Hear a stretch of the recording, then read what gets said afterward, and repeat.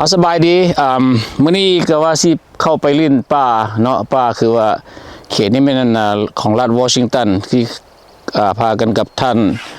มือกองนี่เนาะเข้าไปป่าแถวนี้เพราะว่ารัฐวอชิงตันมันคือว่ามีไม้หลายผู้หาป่าไม้หลายงามก็ที่เราเห็นที่ว่าไม้สิแหละก็ทางซ้ายทางขวาเนี่ยก็เป็นคือว่าต้นมันซื่อดีหลังจากนี้เฮาก็สิพาย่างเลาะไปหรือว่าบางบ่อนเฮาก็สิได้ขี่รถเลาะชมเบิ่งซื่อๆสีเดินบ่เห็นต้นไม้นี่รู้สึกว่ามันซื่อแล้วก็สูงอีหลีเพราะว่าต้นไม้นี่เขาเจ้าสิไปเฮ็ดได้หลายแนวเนาะความสูงนี่มันประมาณจักเมตรนี่กะว่าหลายเมตรได้เนาะต้นไม้นี่รู้สึกว่ามันนั่นก็สูงเติบได้เนาะเราก็สิในราว70 เมตร70 เมตรบ่ก็มากับท่านเหล่านี่แหละเพิ่นก็เป็นเพิ่นอยู่แถวๆนี่แถวเขตแถวเซียโตแถวโอลิมเปียเพิ่นรู้จักสำนานเรื่องภูผาป่าไม้ดีเพราะอีกนึงเพิ่นก็เคยเฮ็ดเวียกอยู่หูเลื่อยมาหลายปีเนาะตั้งว่า30-40 ปีเป็นผู้บริหารอยู่หูเลื่อยนั่นเป็นCEO แต่วันนี้ต้นไม้นี่มันจักเมตรเนี่ยประมาณเนี่ยต้นขนาด60-70 เมตร60-70 เมตรต้นไม้นี่เพิ่นเอาไปเฮ็ดเหลาไฟฟ้าหรือบ่เลยหยังไปเรื่อยเฮ็ดไม้หัวไม้เฮ็ดไม้2x4นั่นน่ะ2x4บ่2x4เอาเข้าห้องเลื่อยวะเข้าห้องเลื่อยเฮ็ดไม้เฮือนก็มีแต่ไม้อันนี้แหละเฮ็ดไม้เฮือนแล้วเฮ็ดเสาไฟฟ้าพร้อมตัวบ่เสาไฟฟ้าพวกเขาจะต้องอบก้นวะแล้ววันที่ว่าไม้ที่เห็นที่ทิ่มอยู่นี่เขาจะเอาทิ่มไปเลยวันนี้ไม้ที่มันล้มมาแล้วเขาจะก็ตัดบ่ที่ว่าอันที่ว่าเนี่ยเขาจะทิ่มบ่หรือว่าบ่เอาไปใส่วะบ่เขาจะบ่ได้ใส่เขาจะมีแต่เอาทิ่มทิ่มหมดเนาะหรือว่าพวกต้องการเฮ็ดฟืนเขาเจ้าก็เอาไปเฮ็ดฟืนต้องได้ซื้อpermitมาตัดต้นไม้แถวนี้รู้สึกว่าสิสูงไปสิหมดบุดรบ่เลยว่าถึงทะเลทับบ่คือว่าสุดเกือบถึงแล้วพุ่นแล้ว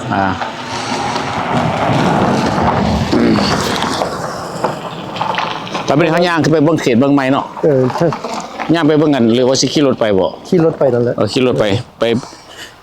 เป็นจุดไม้ตัวนี้คันเขาหมายอย่างเส้นเขาสิเตรียมตัดแล้วตัวนี้สิเตรียมตัดบัดนี้เพราะว่าเขาหมาย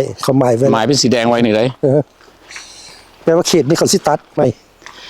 เวลาตัดนี่ตัดออกหมดเลยวะตัดออกเลยต้นไม้ต้นไหนบ่สนบ่ล่ำไปเลยเป็นธงเป็นดงไปเลยเป็นดงไปเลยจังน้อยสิพาไปเบิ่งว่าบ่อนนั้นเขาจะตัดเขาจะสิตัดเป็นดงไปเบิดแล้วก็เจ้าก็ทำความสะอาดแล้วก็ปลูกไม้มันเป็นหลักการของเขาเจ้าบ่เลยว่าแนวใดเป็นหลักการของเจ้าตัดแล้วต้องปลูกใหม่ตัดแล้วต้องได้ปลูกใหม่มันปลูกใหม่ขึ้นมาแล้วมีผู้รักษาต่างหากกรมป่าไม้บ่เลยพวกใดพวกกรมป่าไม้นั่นแหละ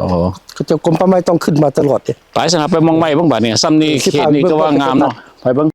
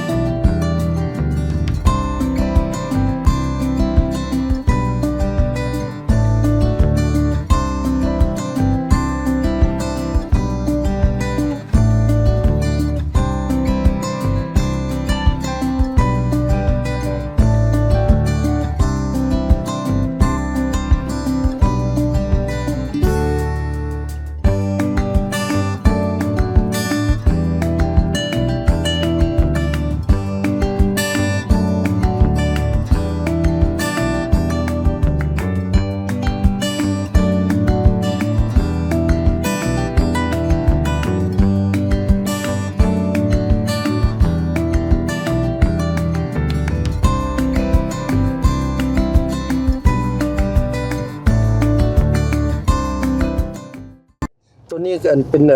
Capital Forest เขาเจ้าเอิ้นเป็นนั่นเขตสงวนบ่หรือว่าเป็นเขตสงวนคนอื่นตัดบ่ได้เป็นของหลวงเนาะของหลวงเส้นลูกเส้นหลานก็บ่หมดเพราะว่าเป็นหยังว่าบ่หมดไม้เขาเจ้าเพราะว่าตัดแล้วเขาจะเฮ็ดหยังปลูกจะปลูกพวกปลูกนี่บ่ได้ตัดดอกมีแต่พวกรุ่นลูกรุ่นหลานพุ่นล่ะไปตัดแปลว่า คือว่ารุ่นเฮานี่ตัดแล้วปลูกแล้วก็รุ่นหลานรุ่นต่อไปเนาะตัด ต่อไป แล้วก็ตัดต่อแล้วก็หลานต่อไปก็ต่อเนื่องกันไปตลอดก็เลยบ่งมาจากเสืออยู่ในอเมริกานี่เว้าเรื่องต้นไม้ในตามที่ว่าศึกษาข้อมูลมามันมีประมาณ 3-4 รัฐซื่อๆเด้เนาะนักแถววอชิงตันออริกอนนี่ไอดาโฮก็มีเนาะนั่นแหละแคลิฟอร์เนียก็มีแต่ว่าฮักบ่หลายมีก็สิว่า North California น้อยเดียวเท่านั้น 3-4 รัฐนี่สามารถเอาไม้ไปกระจายให้ทั่วอเมริกาสหรัฐอเมริกาได้เพราะว่าไม้เขาเจ้ามันหลายเบิ่งในพี่น้อยเบิ่งแถวนั้นทางหน้านี่นะผู้หัวโล้นตัดแล้วพวกที่ว่าเขาเห็นพวกหัวโล้นจังห้างนี่มันถึงตัดนี่ก็เป็นอีกจุดหนึ่งนะแปลว่าที่ว่าเขาเห็นนี่โล้นๆเลยว่าเป็นแปลนอยู่นี่ถึกตัดมาแล้วตัดไปแล้วก็เข้าไปหงเลื่อยว่าเนาะแม่นบ่ใส่ตัวที่เขาจะตัดแล้วเขาจะปลูกใหม่นั่นนี่ก็จะปลูก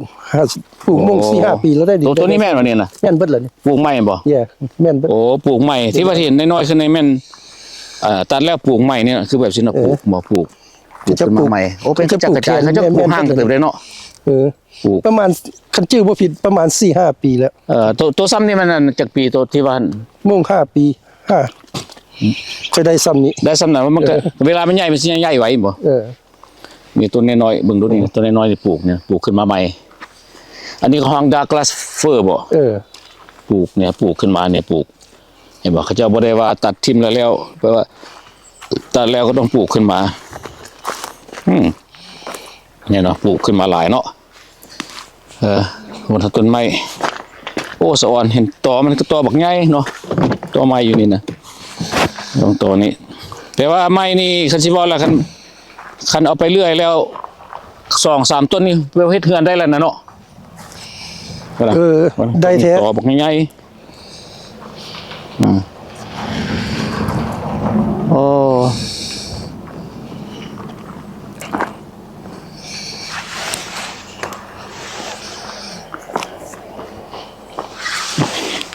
ประมาณนั้นน่ะวานึงหรือบ่ฮอดวาสำกัดต้นไม้ก็จี้มันก็อยู่ซะเนาะก็ขึ้นมาซื้อจัดปันต้นบักพร้าวแล้วก็สูงก็ยังว่าเขาเจ้าไปเฮ็ดจะปลูกเบิดหลักไฟฟ้าก่อนสิไปเฮ็ดหลักไฟฟ้าเขาเจ้าต้องไปตัดแล้วต้องไปอบเป็นหยังซะก่อนอบเสร็จมันเพราะว่าบ่ให้มันนั่นน่ะโดกไว้ไม้ที่ว่าทิ่มอยู่นี่ก็ยังใส่ได้นะนี่นะเขาสิว่านี่นะแต่ถ้าเขาบ่เอาทิ่มเนาะเจ้าขายสิขายอันนี่ตัวไม้เดียวทิ่มหมดนี่นะขายเพิ่มมิดให้มาตัดเฮ็ดฟืนนั่นขายใบอันเพิ่มมิดหมายคำว่าภาษาลาวว่าหยังเพิ่มมิดนี่อนุญาตเนาะใบอนุญาตตัดไม้ไปแล้วก็บัดนี้เขาเจ้าตอไม้ที่ว่าเศษเหลือเนี่ยเอาไปเฮ็ดฟืนดังไฟให้คนธรรมดาสามัญไปเฮ็ดฟืนดังไฟเบิ่นว่าเขาเจ้าไปนั่นเอาไปเฮ็ดดังไฟฝิ่งบางเงินเขาเจ้าอยู่ไกลซอกหลีกคือว่าบ่ได้อยู่ในเมืองได้แล้วก็อยู่บ้านนอกบ้านนาเขาเจ้ามีเตาเล็กของเขาเจ้านั่นนะตัดแล้วก็ยัดใส่ไปใส่หั่นเป็นฮีทให้มันมีความอุ่นผมเป็นสีเนาะเพราะว่าตัดแล้วก็ปลูกเนาะประเทศอันนี้เนาะต่อไปก็เป็นสมแล้วบ่ได้เคยสังเกตบ่เคยมาถึงจักเทื่อก็ว่ามาเห็นนี่มื้อนี้ก็คือว่ารู้สึกว่าบรรยากาศเปลี่ยนภูมิใจที่เห็นสิ่งที่ว่าธรรมชาติตอไม้นี่มันบ่เป็นตอน้อยๆได้นี่นะนี่นะ3ต้นนี่อย่าว่าเฮ็ด3-4ต้นเฮ็ดเฮือนได้หลังนึงเนาะได้แหละคันว่าต้นใหญ่ซ้ำนี่นะขายนี่ก็สิได้หลายได้นี่หลายเติบได้เว้าเรื่องขายแต่ว่าอยู่นี่ถือบ่ไม้หลายถึงบ่ไม้ถืออยู่เสียอยู่อเมริกาขายไม้ถือเพราะว่าขายนี่เนาะตามที่ได้ถามหมู่หลายๆคนมาเขาเจ้าไปขายบ่ได้ไปขายดอกคนญี่ปุ่นซื้อบ่แต่สมัยตะกี้ส่งญี่ปุ่นวะญี่ปุ่นไปซื้อแล้วมันก็ใส่กำปั้นไปบ้านมันญี่ปุ่นมันก็ไม่ก็บ่หลายเท่าอยู่อเมริกาเนาะพุ่นน่ะไม่นะบ่ฮู้ว่าเดี๋ยวนี้ออกมาดนแล้วบ่ฮู้ว่าเขาส่งบ่เดี๋ยวนี้คันว่าด้าม 2-3 เอเกอร์นี่ซ้ำนี่เฮาก็บ่ดอกมันเป็นละลายจนเริ่มตั้งแต่ในเมืองเข้ามาเนาะเริ่มตั้งแต่เมืองเขตในเมืองขึ้นมาแล้วก็ไปถึงฮอดน้ำทะเลเป็นแนวนี้แหละพี่น้องเบิ่งเด้ออันนี้ไม่อยู่เมืองอเมริกาบ่แม่นว่ามีทุกรัฐเด้อมีประมาณ 3-4 รัฐแต่ว่าสามารถเอาไปแจกจ่ายไปทั่วทุก50รัฐได้ กุ้มกันได้ ขายกันไปได้ เนี่ย สูง ทางขึ้นไปมันก็เจ้ามาสวนบงมันนั่นป่าไม้นี่ ก็จะปลู ปู ก ยางอีกเนาะ แก้ไว้ รู้ถามมึงว่าป่าไม้ปลูกป่าไม้โอ้สะอ่อนดีเนาะ โอ้ย ตัวนี้ประมาณกี่ปีนี่ครับว่าขนาด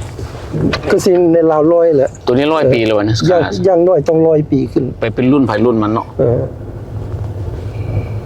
เพราะว่าเขาเจ้าอาศัยเนี่ยเขาจะปลูกเห็นบ่ก็มันก็จะปลูกไม้เบิดละนี่สูงนิดหน่อยนี่ ตัวน้อยนี่แต่ว่าเห็นเขาเห็นตัวน้อยๆจะปลูกเริ่มปลูกใหม่เนาะ แล้วก็ เริ่มปลูกไม้ ปลูกใหม่เสื้อสีใดตัวหนึ่งนี่มันบ่แม่นน้อยๆปีเด้เนาะเป็น100-200 ปีเนาะ 100-200 ปีแม่นละ เขาเจ้าคันบ่เฮ็ดนั้นเฮ็ดจังได๋ลูกหลานเฮาสิได้ใส่ไหมแม่นบ่คันบ่เฮ็ เขา ดนั้น เจ้าบ่เป็นปลูกเพื่อตัวเอง เออ ปลูกเพื่อลูกเพื่อหลานรุ่นต่อไป แม่นละ ค่อยๆมีแนวตัดนั่นน่ะ อืม เพราะว่าเวลาเขาจะตัดไปแล้ว อืม คันบ่ปลูกคืนรุ่นต่อไปมันสิบ่มี บ่มีเลยเนาะ บ่มี ก็จำเป็นต้องได้ปลูกไว้เพื่อลูกเพื่อหลาน แม่น รุ่นต่อไป รุ่นได้ตัดกับรุ่นนั้นปลูก ขี่รถก็บ่คักท่อย่างลงเนาะต้นไม้ที่ขนาดนี้เนาะประมาณ1 2 3 4 5 6 เมตรหรือว่า10 เมตรนี่เนาะประมาณนี้แหละว่าเมื่อกี้จากปีก่อนเนี่ย ลูกสาวว่า30 น้อยๆนี่เลยบ่มันเกิดซ่ามันใหญ่ซ่าเนาะ ใหญ่ซาอยู่ นานใหญ่หลีเป็นรุ่นไปจะบอกโอ้ คนนี้อยู่ลุบมันขึ้นกำลังขึ้นสุดๆนะ หมายความว่ารุ่นนี้แปลว่าตัวที่เขาเหลือเห็นถึงลุ่มนี้แปลว่าปลูกใหม่ขึ้นมานี่ประมาณ20-30 ปีเนาะตัวที่สูงๆให้ประมาณ100แล้วบ่อน ประมาณพุ่นละ ก็จะว่าเขาเจ้าคนอยู่นี่เขาเจ้าคิดได้ดีแล้วเนาะว่าปลูกไว้เพื่อลูกเพื่อหลานตอนนี้พวกเขาสิขี่รถซ่าๆเนาะแล้วก็พายเบิ่งไปทางสิย่างแล้วก็บ่ไหวสิละทางอันนี้เบื้องขวามือ มีหมดละทั้งสองฝากข้างทั้งซ้ายทั้งขวาดู เสียง ป่าไม้ภูผาป่าไม้อุดมสมบูรณ์มีสัตว์สาวาสิ่งอีกเนาะกวางก็มีได้แถวนี้บ่มีวะ มีบัดนั้นบ่เห็นหอยเนาะเมื่อกี้นี่ โอ้มีหอยกวางแล้วบ่ได้มีตัวแอลตัวใหญ่กวางใหญ่อีกเนาะเนาะ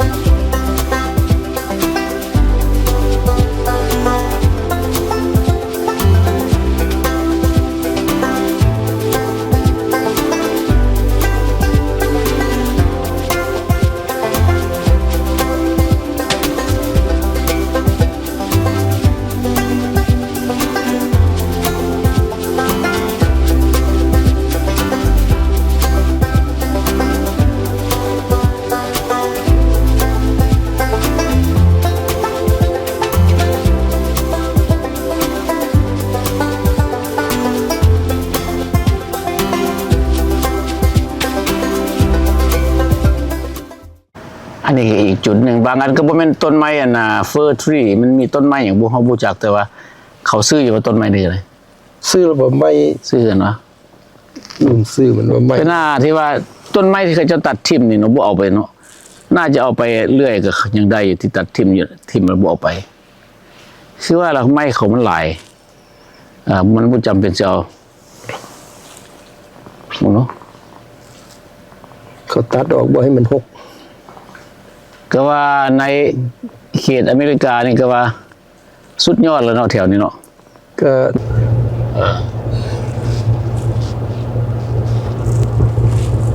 ็เห็นซุมือก็ยังสะอ่อนนำอยู่ สะอ่อนเนาะสะอ่อนทุกมือเพราะว่ามันความงาม แล้วเทื่อบ่มียังขี่รถมันเลาะ รอเบิ่งต้นไม้นี่วะ ขี่รถลิ้นเลาะจังซี่แหละ โถ เทื่อกันมากันเลาะไป มันแบบว่าคือธรรมชาติแล้วก็แบบว่าปลูกขึ้นมานำแล้วก็เฮ็ดให้ธรรมชาติมันอยู่คงตัวคือเก่ารถจิ๊บเพิ่นพามานี่นะรถจิ๊บคักหลายรถจิ๊บคันนี้เข้าป่าสบายคุมเขตบริเวณนี้อีกจุดหนึ่ง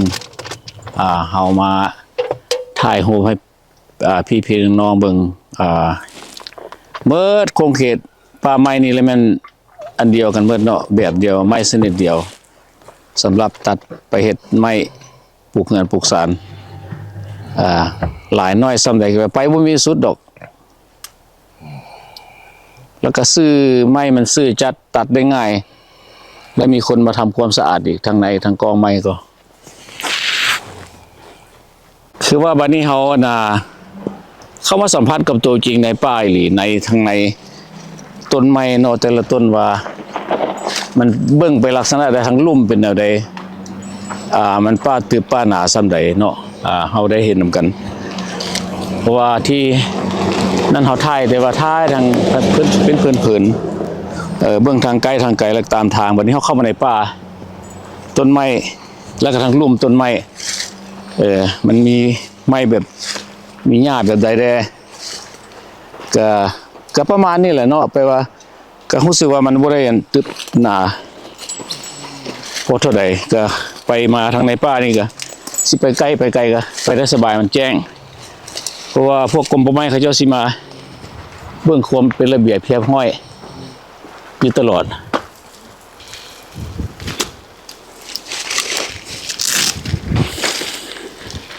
อันนี้ในป่าเนาะแล้วก็บ่เป็นตาย่านป่าเขาเจ้ามันแปลนแล้วก็เขตนี้บ่มีดอกโตเสือตัวอย่างให้มีเขาว่าหมีตัวหมีนั่นน่ะแต่มันก็บ่ค่อยเห็นดอกบุยหลีก็เลยกวางหลายตัวกวางน่ะหลายกวางเร็วเป็นกระหอกกระแตมีหลายตอนนี้ฝนตกกำลังฝนตกโกยในป่าอยู่ภูที่มันสูงเลยภูถ้าว่ามาอเมริกานี่สิไปหาต้นไม้แบบนี้เบิ่งสิมันบ่ค่อยมีแต่เขตนี่เลยหายาก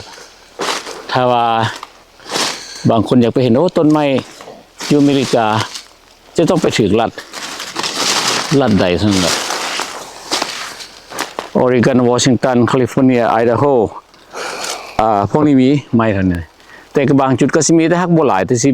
มันสิบ่อุดมสมบูรณ์คืออยู่แถวนี้เพราะว่าดินฟ้าอากาศมันเหมาะสมสำหรับไม้พวกนี้มันเป็นใจ มีเห็ดบ่ อันนี้ท่านเราคน ลอกเห็ดได้ไหม มีความชำนาญเรื่องป่าหรือเรื่องไม้ความชำนาญเขามีเรื่องรู้จักเมื่อเรื่องป่า นี่ก็ขายได้นี่นะ นี่ขาย นี่ก็ได้นี่ เขาห้องอย่างนี้นะ สลาว เอาไปขายมันบ่เป็นดอกไม้ตัว เนี่ย เขาไปเสริม ขายก็ไปเฮ็ดดอกไม้ ไปเสริมเป็นอย่างเพราะว่ามัน ขายได้ มันกุ้มดุลระใบมันนานตายใช่ไหม มันนานเหี่ยว เป็นลักษณะนั้นขายพวกกันห้านดอกไม้รับซื้ออีกเนาะตามในเราตามมานาความประสบการณ์ที่ว่าท่านเรานั่งนำกันมาในเพิ่นว่าในป่านี้เสือบ่มีตัวหมีแต่เขาจะเปิดให้ไปยิงเป็นยามซะยิงไปยิงเพราะว่ายิงเป็นกระเกมกีฬาแล้วบัดนี้ยิงแล้วหมีบีบ่ให้เอาบ่ เครื่องในบ่ให้เอา เครื่องในหมีบ่ให้เอายิงตายแล้วเครื่องในหมีบ่เอาเขาสิพูดได้จังได๋เขาสู้ได้ว่าเขายิง เขากำหนดบอกให้จังเสร็จดุลดำบันคนจะ แต่ว่าลักเอาได้แต่ว่าเขาให้เขาเห็น แต่ฮักบุยไฟลัก แต่ว่าตัวงูตัวเงี้ยวนี่บ่มีตอนนี้แดดออกแต่ว่าอากาศหมอกเนาะมันสูงอยู่ถึงหลายขึ้นมามีเดือนหนึงอยู่นี่เดือนนี้เขาดุดดินไปเอาก้อนหินเนี่ยเอาดุดไปก้อนหินนั่นเนาะไปเฮ็ดกันเจือนกันหยัง บ่อนเขตนี้แล้วมันยิงปืนก็ได้ยิงลิ้นยิง ได้ หยัง เขาจะยิงเส้นหน้าผามันไป นี่ก็เห็นแต่หอยลูกปืนเขาเจ้าสะเฮียสะอยู่นี่เขามายิงปืนลิ้นมีแต่หอยปืนลูกซองหอยปืนลูกหลายๆกระสอบลูกปืนกระสอบลูกปืนเก่าเขาเฮียอยู่นำบ่นี่อ๋อมีแต่บอลลูกปืนเขาเจ้าเนาะเฮียที่มื้อนี้ อันนี้ลูก AR-14นั่นนี่ ยิงใส่ผู้หารเลยว่ายิงใส่นี่เลยบ่ต้องไปบอลนั่นจ้างยิงปืนยากเนาะต้องมายิงปืนอยู่นี่เลยปลาไม้ตัวนี้เลย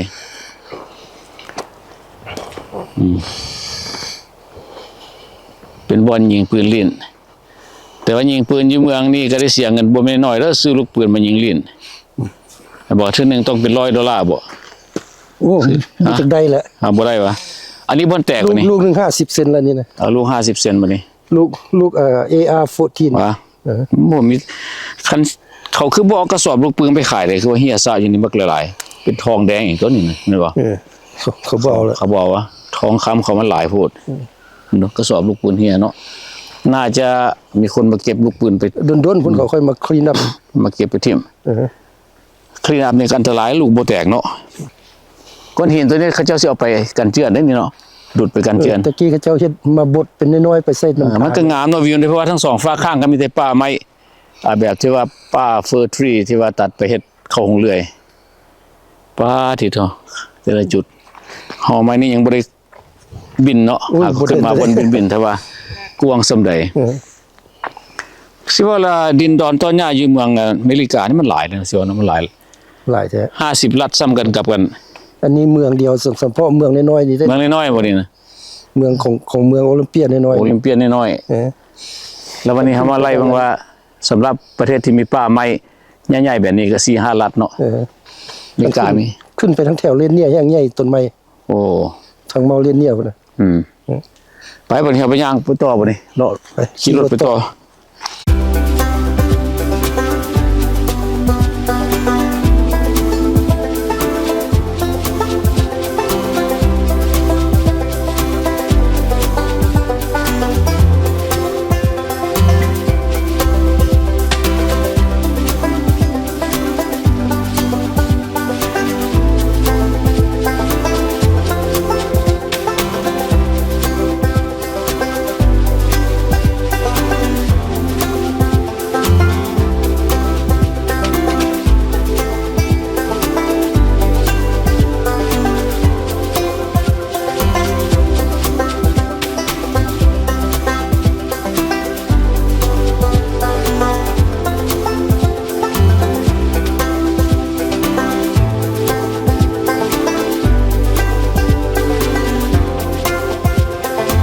ตอนนี้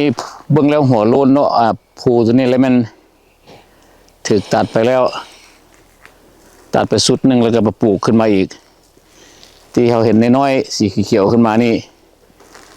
กำลังเริ่มขึ้นมา เห็นบอกว่าตอนนี้เอาขี่รถมาก็เลยมาพ่อ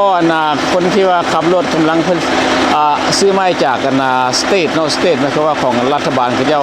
สิแก้ไปหงเรื่อยเพราะว่าเขาก็เลยเห็นก็เลยถามเพิ่นwhat's your name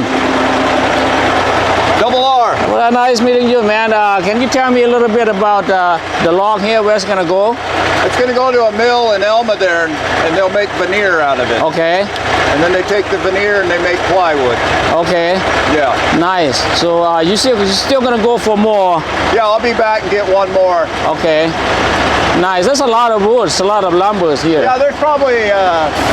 6,000 board feet right there. 62. Okay. Well, you're doing this a lot, huh? Every Yeah, day? I've been doing it about 38 years. 38 years? Yeah. Good. So I really like it. Me and my friend, we drive around at the forest. It's a lot of attracting. Yep. I like it. So that's why, I get tired of living in the city. I like forest. I like the country like this.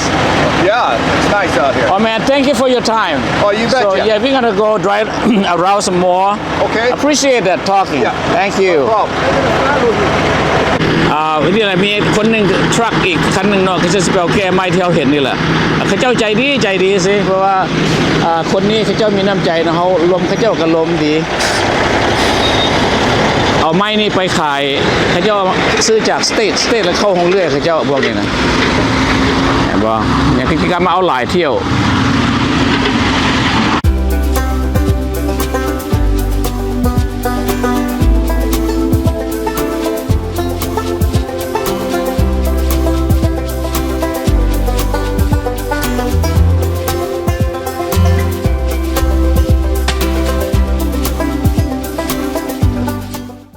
มีอีกคันหนึ่งกำลังแ